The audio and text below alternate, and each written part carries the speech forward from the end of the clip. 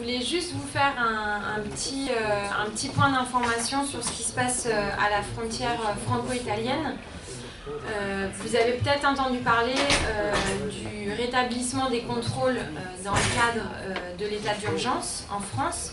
Donc, depuis novembre 2015, on est soumis à un rétablissement des contrôles par la France dans le cadre du code frontière Schengen. Donc, c'est-à-dire que des contrôles systématiques ont lieu à toutes les frontières internes de la France avec ses voisins européens et notamment avec l'Italie. Depuis avant cette date, depuis à peu près juin 2015, on avait un déploiement assez important des forces de police au sud de la frontière franco-italienne, donc entre Vintimille, Menton et Nice. Donc vous avez peut-être entendu parler, notamment dans les médias cette dernière année, et des pratiques tout à fait irrégulières des forces de l'ordre françaises pour bloquer les personnes en migration et les refouler vers l'Italie. Depuis donc novembre 2015, on est dans un régime spécifique, je viens d'en parler, avec l'instauration de points de passage à plusieurs endroits des frontières intérieures, où les forces de l'ordre, que ce soit la gendarmerie, la police ou les douanes, et donc là on parle plutôt de la PAF, la police aux frontières, peuvent faire des contrôles de manière systématique. Et alors systématique et 24 heures sur 24. Ce qu'on a observé, pour voilà, brosser la situation rapidement, ce qu'on a observé à plusieurs endroits de cette frontière, notamment à la frontière sud, vous avez peut-être aussi entendu parler de la vallée de la Roya, qui est une vallée à cheval entre le territoire français et italien, où beaucoup de personnes migrantes sont passées ces derniers mois et ont été accueillies par des citoyens solidaires.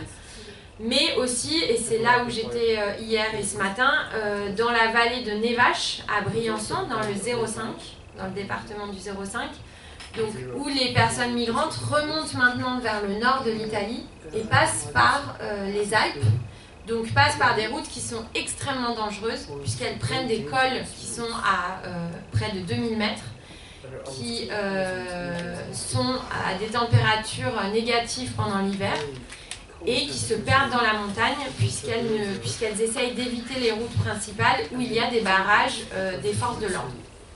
Ce qu'on a observé concrètement, c'est que les forces de l'ordre n'appliquent pas les procédures qu'elles devraient appliquer à la frontière, même si nous sommes en état d'urgence, même si nous sommes en rétablissement des contrôles aux frontières, il y a des procédures qui s'appliquent à la frontière pour refuser l'entrée à des personnes étrangères si les autorités estiment qu'elles n'ont pas les documents nécessaires.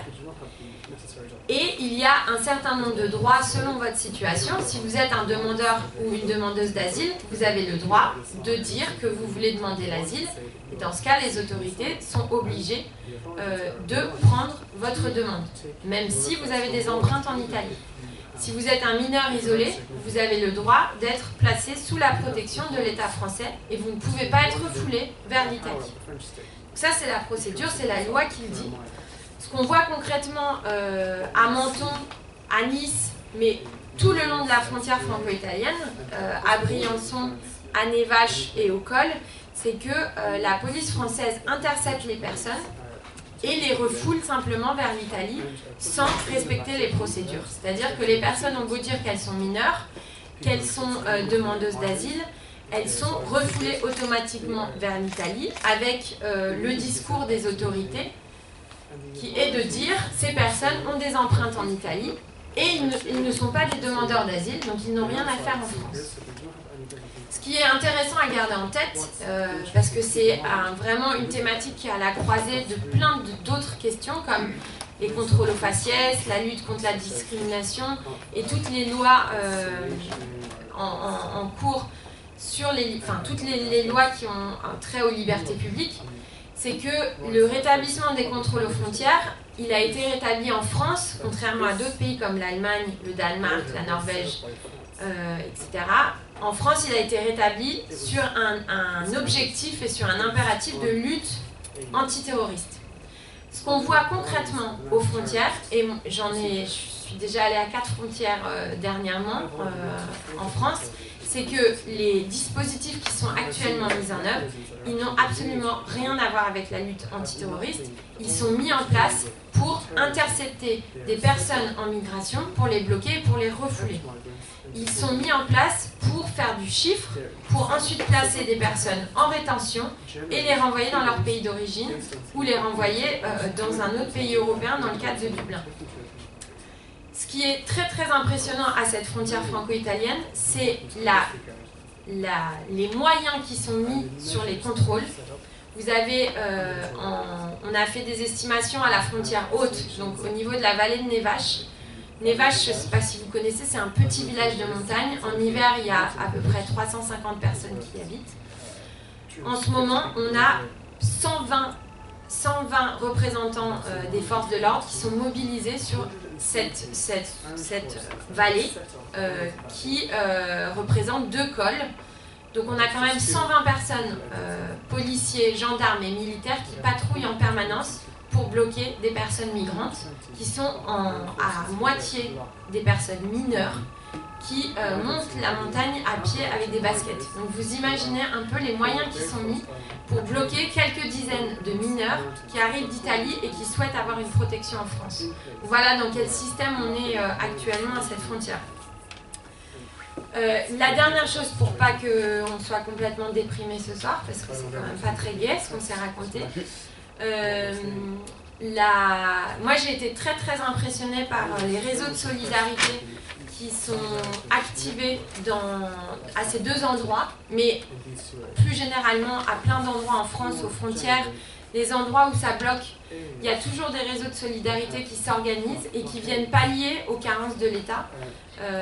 Juste pour vous parler donc, de l'expérience que j'ai eue hier, dans la vallée de Nevache et Briançon, vous avez vraiment un collectif qui s'est créé et qui a été rejoint par plus de 600 personnes qui tous les jours viennent amener à manger, qui viennent amener des couvertures, qui sont prêts à faire des observations et qui hébergent de manière quotidienne les personnes migrantes chez elles pour qu'elles puissent se reposer après leur périple et les traumatismes qu'elles ont subis tout le long de leur exil.